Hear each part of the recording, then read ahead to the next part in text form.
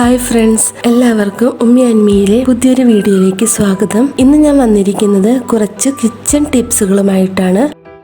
നിങ്ങളിൽ പലർക്കും ഇത് അറിയാവുന്നതായിരിക്കും, എന്നാലും അറിഞ്ഞുകൂടാത്തവർക്ക് ഉപകാരപ്രദമാകും എന്ന് വിചാരിക്കുന്നു. അപ്പോൾ നമുക്ക് എന്തൊക്കെയാണ് ടിപ്സ് എന്ന് നോക്കാം.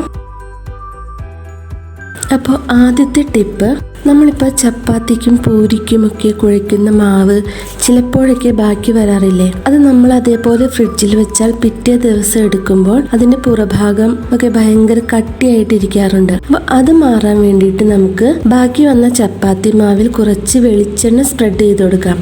എല്ലാ ഭാഗത്തും നന്നായിട്ട് തേച്ച് കൊടുക്കണം. ഇത് ഇനി ഒരു കണ്ടെയ്നർ, എയർ ടൈറ്റ് ആയിട്ടുള്ള ഒരു ബോക്സിൽ വെച്ച് ഫ്രിഡ്ജിൽ സൂക്ഷിക്കുകയാണെങ്കിൽ നമ്മുടെ ചപ്പാത്തി മാവിൽ മുകൾ ഭാഗത്തൊന്നും ഡ്രൈ ആയിട്ടിരിക്കില്ല. ഇനി നമുക്ക് പുഴുങ്ങിയ പൊട്ടറ്റോയുടെ തൊലി പെട്ടെന്ന് കളയുന്നത് എങ്ങനെയാണെന്ന് നോക്കാം. അതിന് വേണ്ടിയിട്ട് നമ്മൾ ഈ പൊട്ടറ്റോയെ ഒരു ഫോർക്കിൽ ഇതേപോലെ കുത്തി നിർത്താം. എന്നിട്ട് വേറൊരു ഫോർക്കോ ഒരു സ്പൂണോ ഉപയോഗിച്ച് നമുക്ക് ഇതേപോലെ ഇതിൻ്റെ തൊലി പെട്ടെന്ന് തന്നെ കളഞ്ഞെടുക്കാം. അപ്പോൾ ചൂടാറാൻ വേണ്ടിയിട്ട് വെയിറ്റ് ചെയ്യൊന്നും വേണ്ട, പെട്ടെന്ന് തന്നെ നമുക്ക് ഇതിൻ്റെ തൊലിയൊക്കെ കളഞ്ഞെടുക്കാം.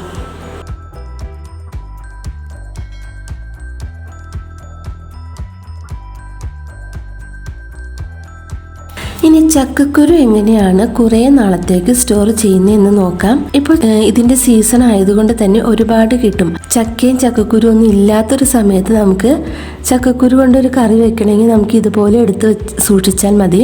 അപ്പം നമ്മൾ എടുത്തു വെക്കുന്ന ചക്കക്കുരു ആണെങ്കിൽ ഒട്ടും തന്നെ പൊട്ടാത്ത കുരു ആയിരിക്കണം. പൊട്ടിയതും മുളച്ച കുരുകളും ഒന്നും നമുക്ക് ഇതേപോലെ എടുത്തു വെക്കാൻ പറ്റില്ല. അപ്പോൾ ഇത് നന്നായി കഴുകി ഉണക്കിയതിന് ശേഷം ഒരു കവറിലിട്ട് നന്നായിട്ട് ടൈറ്റ് ചെയ്ത് കെട്ടി വയ്ക്കുക. കവറിൽ ഒട്ടും തന്നെ നനവുണ്ടാവരുത്, കുരുവിലും നനവുണ്ടാവരുത്. പിന്നെ ഇതിൻ്റെ കവറിലെ എയറൊക്കെ പോയിട്ട് വേണം നമുക്കിത് കെട്ടി വയ്ക്കാൻ വേണ്ടിയിട്ട്. അപ്പോൾ ഇത് നമുക്ക് കുറേ നാളത്തേക്ക് സൂക്ഷിക്കാം, ഒരു കേടും വരികയില്ല. അതുപോലെ തന്നെ ഈ കുരുകൾ ഇതുപോലത്തെ ഒരു ടിന്നിലിട്ട് വയ്ക്കുകയാണെങ്കിലും കുറേ നാളത്തേക്ക് കേടുകൂടാതെ ഇരിക്കും.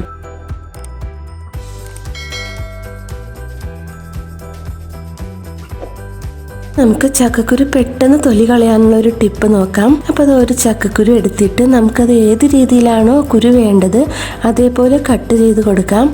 ഇപ്പോൾ കണ്ടോ, വളരെ പെട്ടെന്ന് തന്നെ അതിൻ്റെ വെളുത്ത തൊലി കളയാൻ പറ്റി. ഇപ്പോൾ പിന്നെ നമ്മൾ ആ ബ്രൗൺ കളർ തൊലി കളയാറില്ലല്ലോ. ബ്രൗൺ കളർ തൊലി ആരോഗ്യത്തിന് വളരെയധികം നല്ലതാണ് എന്ന് നമുക്ക് എല്ലാവർക്കും അറിയാം. നമുക്കിപ്പോൾ നീളത്തിലാണോ വട്ടത്തിലാണോ എങ്ങനെയാണോ കുരു വേണ്ടത് അതേപോലെ അരിയുമ്പോൾ അത് പെട്ടെന്ന് തന്നെ നമ്മുടെ വെളുത്ത തൊലി പോയി കിട്ടും. ഇനി ഈ ചക്കക്കുരുവിന് ബ്രൗൺ കളർ തൊലി വേണ്ട എന്നുള്ളവർക്കാണെങ്കിൽ ഒരു ടിപ്പ് പറയാം. നമ്മൾ തലേ ദിവസം രാത്രി ചക്കക്കുരു അരിഞ്ഞ് വെള്ളത്തിലിട്ട് വെക്കുക. അതിനുശേഷം രാവിലെ ആകുമ്പോൾ ഇത് നന്നായിട്ടൊന്ന് കഴുകിയെടുക്കണം. ഇത് ഇങ്ങനെ വെള്ളത്തിലിട്ട് കഴുകിയെടുക്കുമ്പോൾ ഇതിൻ്റെ ബ്രൗൺ കളർ തൊലിയൊക്കെ അതിൽ നിന്ന് വിട്ടുപോരും. ഈ ടിപ്പ് എല്ലാവരും ഒന്ന് ട്രൈ ചെയ്ത് നോക്കണേ. ഇനി അടുത്തൊരു ടിപ്പ്, നമ്മൾ കുറച്ചധികം നാരങ്ങയൊക്കെ വാങ്ങിക്കുകയാണെങ്കിൽ അത് ഫ്രിഡ്ജിൽ വെച്ചിട്ടുണ്ടെങ്കിൽ പെട്ടെന്ന് തന്നെ കേട് വന്നു പോവില്ലേ. അങ്ങനെ പെട്ടെന്ന് കേട് വരാതിരിക്കാനുള്ള 2 കാര്യങ്ങളാണ് ഞാൻ കാണിക്കാൻ പോകുന്നത്. ആദ്യത്തേത്, ഇതേപോലെ ന്യൂസ് പേപ്പർ ചെറിയ പീസാക്കിയിട്ട് നമുക്ക് ഈ നാരങ്ങ ഈ ന്യൂസ് പേപ്പറിൽ ഇതേപോലെ പൊതിഞ്ഞെടുക്കാം. എന്നിട്ട് ഒരു കവറിലാക്കി റബ്ബർ ബാൻഡ് കൊണ്ട് നല്ല പോലെ കെട്ടിക്കൊടുക്കാം. ഇത് ഇതേപോലെ ഫ്രിഡ്ജിൽ വെച്ചാൽ പെട്ടെന്നൊന്നും കേടുവരികയില്ല കേട്ടോ. ഇനി ഞാൻ ഏറ്റവും കൂടുതൽ യൂസ് ചെയ്യുന്ന ഒരു ടിപ്പാണിത്. നാരങ്ങയുടെ മുകളിൽ കുറച്ച് വെളിച്ചെണ്ണ തേച്ച് കൊടുക്കാം. ഈ നാരങ്ങ നമ്മളൊരു ബോക്സിലിട്ട് വയ്ക്കുകയാണെങ്കിൽ കുറച്ചധികം നാൾ, ഒരു 20 ദിവസമൊക്കെ നമുക്ക് നാരങ്ങ കേടുകൂടാതെ ഇരിക്കും.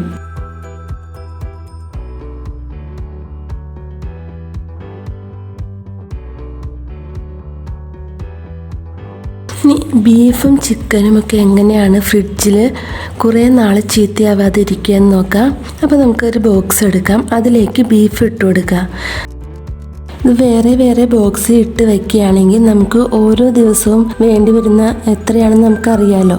അപ്പോൾ അത്ര അനുസരിച്ച് നമുക്ക് വേറെ വേറെ ബോക്സിൽ ഇട്ട് കൊടുക്കാം. അപ്പോൾ അത് മാത്രം എടുത്ത് തണുപ്പ് മാറാൻ വെച്ചാൽ മതിയാകും. ഇനി നമുക്ക് ഇതിലേക്ക് നിറയെ വെള്ളം ഒഴിച്ചു കൊടുക്കാം. ഇത് മുങ്ങിക്കെടുക്കാൻ വിധം വേണം വെള്ളം ഒഴിക്കാൻ. ഇനി നമുക്കിത് ഫ്രീസറിൽ വെക്കാം. ഇതുപോലെ വെക്കുകയാണെങ്കിൽ കുറേ നാളത്തേക്ക് നല്ല ഫ്രഷ് ആയിട്ട് നമുക്കിത് കിട്ടും, ഒരു കേടും വരികയില്ല. ഇതുപോലെയാണ് ഫിഷും ചിക്കനും ബീഫും എല്ലാം നമ്മൾ ഫ്രീസറിൽ സൂക്ഷിച്ച് വയ്ക്കുന്നത്. ഇനി നമ്മുടെ വീട്ടിൽ കല്ലുപ്പുണ്ടെങ്കിൽ ചെയ്യാൻ പറ്റുന്ന ഒരു ടിപ്പാണ് ഇതേപോലെ വായ്വട്ടം കുറഞ്ഞ ബോട്ടിൽസ് ഉണ്ടാവില്ലേ, അതായത് നമ്മുടെ കുട്ടികൾക്ക് ഫുഡ് കൊടുക്കാനും പാൽ കൊടുക്കാനൊക്കെ യൂസ് ചെയ്യുന്ന ബോട്ടിൽസ്, പിന്നെ നമ്മുടെ വീട്ടിലേക്ക് പാല് കൊണ്ടുവരുന്ന ബോട്ടിൽസ്, അങ്ങനത്തെ കുപ്പികളിൽ ഇതേപോലെ കല്ലുപ്പ് ഇട്ട് കൊടുത്തിട്ട് അതിന് മുകളിലേക്ക് വെള്ളം ഒഴിച്ചു കൊടുക്കുക. നല്ല പോലെ ഷെയ്ക്ക് ചെയ്യാം. ഇതുപോലെ നല്ല പോലെ ഷെയ്ക്ക് ചെയ്ത് കഴുകുകയാണെങ്കിൽ കുപ്പിയുടെ ഉൾഭാഗത്തൊക്കെ ഉണ്ടാകുന്ന ഒരു സ്മെല്ലുള്ള കാര്യങ്ങളൊക്കെ ഇല്ലേ, അതൊന്നും ഉണ്ടാവില്ല. നല്ലൊരു ഫ്രഷ്നെസ് ഉണ്ടാകും. എല്ലാവരും ഒന്ന് ട്രൈ ചെയ്ത് നോക്കൂട്ടോ.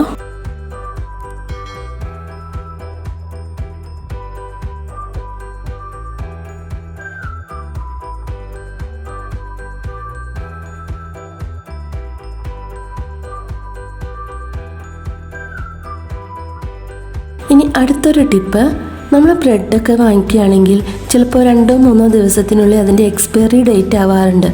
അത് നമ്മൾ എന്താ ചെയ്യുക, നമ്മൾ കളയല്ലേ ചെയ്യുന്നത്. ഇനി നമുക്ക് കളയേണ്ട ആവശ്യമില്ല. അതുകൊണ്ട് നമുക്ക് ബ്രെഡ് ക്രംസ് ഉണ്ടാക്കി വയ്ക്കാം.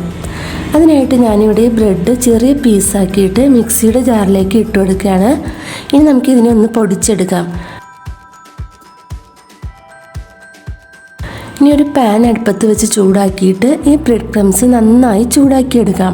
ഇത് നമുക്ക് കട്ട്ലേറ്റ് ഉണ്ടാക്കുമ്പോഴും ബ്രെഡ് ക്രംസ് ഉപയോഗിച്ചിട്ടുള്ള ഏത് സ്നാക്സ് ഉണ്ടാക്കുമ്പോഴും നമുക്കിത് യൂസ് ചെയ്യാം. ഇനി നമുക്കിതിനെ എയർ ടൈറ്റ് ആയിട്ടുള്ള ഒരു ബോട്ടിലാക്കി നമുക്കിത് ഫ്രിഡ്ജിൽ സ്റ്റോർ ചെയ്ത് വെക്കാം.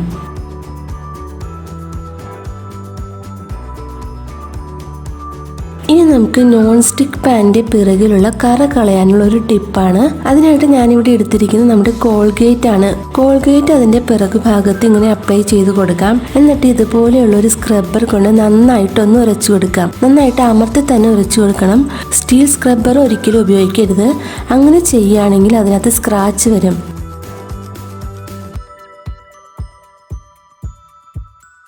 അപ്പം ഇത് നന്നായിട്ട് ഉരച്ചതിന് ശേഷം നമുക്കിതൊന്ന് കഴുകിക്കളയാം. നമ്മൾ പരസ്യത്തിൽ കാണുന്ന പോലെ വെട്ടിത്തിളങ്ങിയൊന്നുമില്ല കേട്ടോ. ഇനി ഇതിൻ്റെ അടിവശത്തുള്ള ഈ കറുത്ത കറകളൊക്കെ ഒന്ന് പോയിട്ടുണ്ടാകും. ഇടയ്ക്കിടെ ഇതേപോലെ ചെയ്ത് കൊടുത്തിട്ടുണ്ടെങ്കിൽ നമ്മുടെ നോൺ സ്റ്റിക്ക് പാനിൻ്റെയൊക്കെ അടിവശമൊക്കെ നല്ല വൃത്തിയായിട്ടിരുന്നുള്ളൂ.